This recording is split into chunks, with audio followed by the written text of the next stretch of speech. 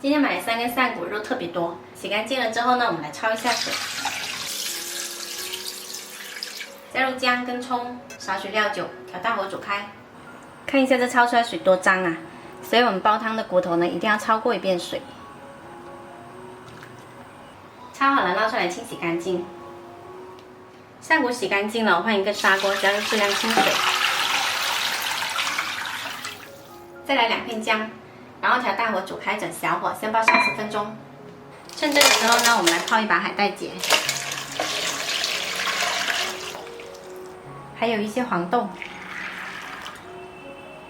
时间到了，我们这个扇骨的肉呢已经煮熟了，夹出来稍微放凉，然后把肉拆下来。然后锅里的汤呢，把我们的黄豆放进去，继续煲。扇骨放到没那么烫手的时候呢，把这肉剥下来。我家小孩是最喜欢吃这上面的肉了，特别香。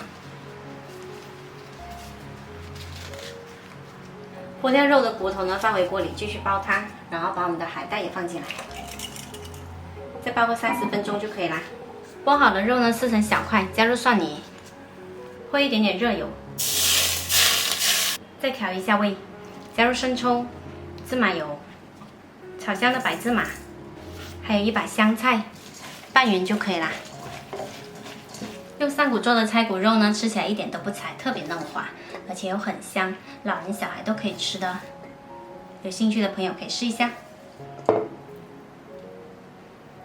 这边的汤呢也已经煲好啦，我们来加少许盐调一下味，再来一点点胡椒粉，搅匀就可以关火啦。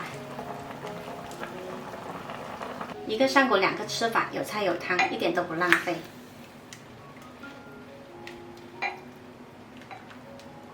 喜欢的朋友赶紧收藏起来试一下吧。